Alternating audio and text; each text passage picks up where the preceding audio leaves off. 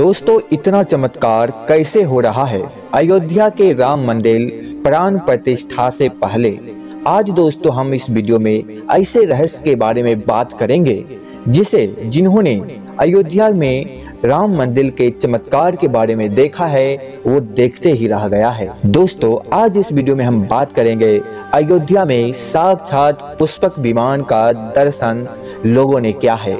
तो दोस्तों आखिर पुष्पक विमान क्या सच में अयोध्या में प्रकट हुआ या इसके पीछे कुछ और ही कहानी है? आखिर दोस्तों जिन्होंने राम मंदिर में पुष्पक विमान को उतरते हुए देखा है वो देखते रह गया है। अगर दोस्तों आप हमेशा रहस्य भरी वीडियो देखना चाहते हैं तो मेरे चैनल को सब्सक्राइब जरूर कीजिएगा। दोस्तों हम आगे बात तो करेंगे ही पुष्पक विमान के बारे में, क्या सच में अयोध्या में पुष्पक विमान उतरा है।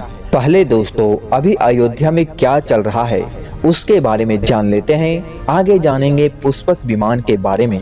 रामचरितमानस की यह चौपाई इन दिनों प्रभु राम की नगरी अयोध्या में साकार होती दिख रही है।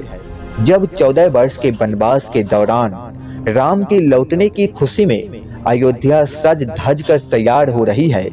लंका पर विजय प्राप्त करने के बाद अयोध्या लौटने पर जिस प्रकार त्रेता युग में श्री राम का स्वागत हुआ था, कुछ उसी तरह का दृश्य इन दिनों अयोध्या की गलियों, सड़कों और मठ मंदिरों में देखने को मिल रहा है।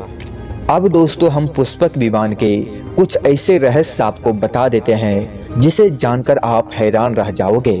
दोस्तों क्या आप जानते हैं पुष्पक विमान किस चीज से बना था? पुष्पक विमान को किसने बनाया? आखिर रावण को ही पुष्पक विमान कहां से मिला और क्यों मिला और कैसे मिला?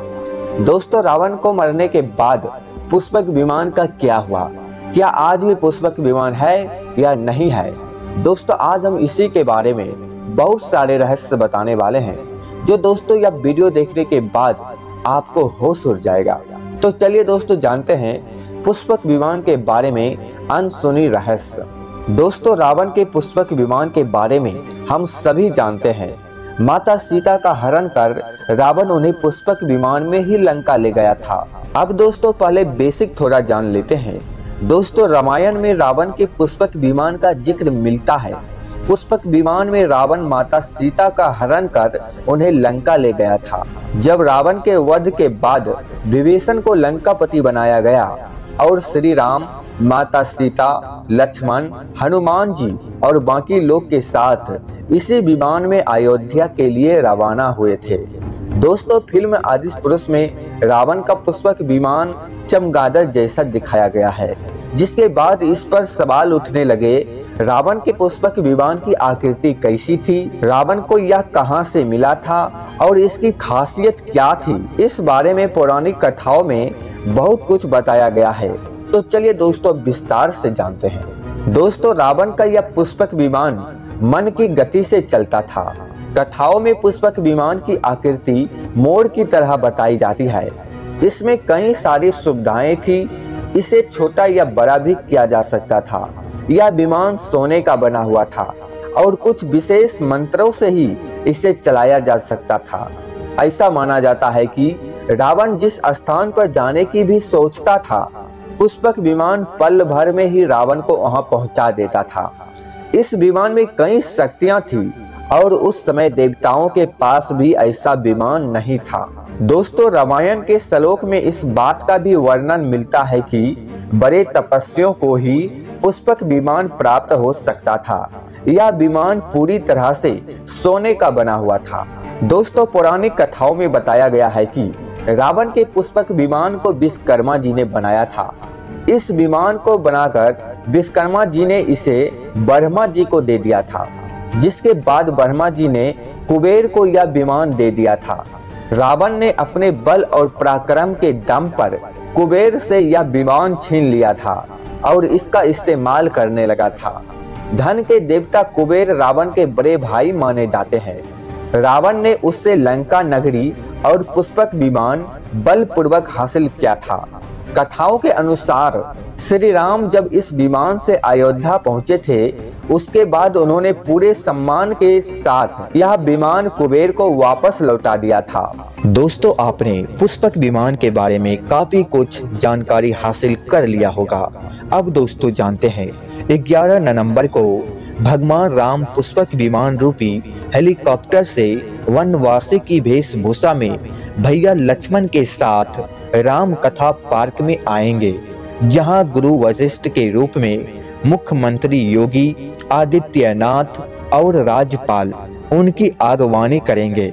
जब पुष्पक विमान में सवार प्रभु राम का स्वागत मुख्यमंत्री योगी आदित्यनाथ करेंगे, तो उस दौरान हेलीकॉप्टर से पूरी अयोध्या में पुष्प की वर्षा की जाएगी। सरयू तट पर स्थित राम कथा संग्रहालय में राज अभिषेक समारोह होगा। दोस्तों, 21 लाख दीपकों से बनेगा विश्व रिकॉर्ड। धार्मिक मान्यता के अनुसार जब पहली बार लंका पर विजय प्राप्त कर प्रभु राम अयोध्या आए थे, तो उसका राज तिलक वशिष्ठ मुनि ने किया था।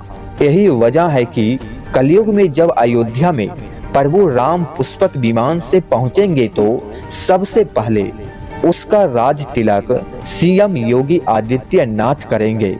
इसके साथ ही सरयू घाट समेत राम की पहली पर 21 लाख दीपक प्रज्वलित होंगे, जो एक विश्व रिकॉर्ड बनेगा। दोस्तों, अयोध्या हनुमान गद्दी के महंत राजू बताते हैं कि इस बार की दीपावली रामलला वाली हो रही है। जिस तरह त्रेता युग में प्रभु राम लंका पर विजय प्राप्त कर अयोध्या लौटे थे, तो उस समय जो नजारा अयोध्या का था, ठीक उसी तरह का नजारा उत्तर प्रदेश में योगी आदित्यनाथ के मुख्यमंत्री बनने के बाद अयोध्या में देखने को मिल रही है। अयोध्या की गलियां, अयोध्या के मठ मंदिर, अयोध्या के चौक चौराहे पूरा अच्छी तरह से सज धज कर तैयार है। तो दोस्तों, उम्मीद करते हैं यह जानकारी आपको अच्छा लगा होगा। हमेशा रहस्य भरी वीडियो देखने के लिए आप मेरे चैनल को सब्सक्राइब जरूर कीजिएगा।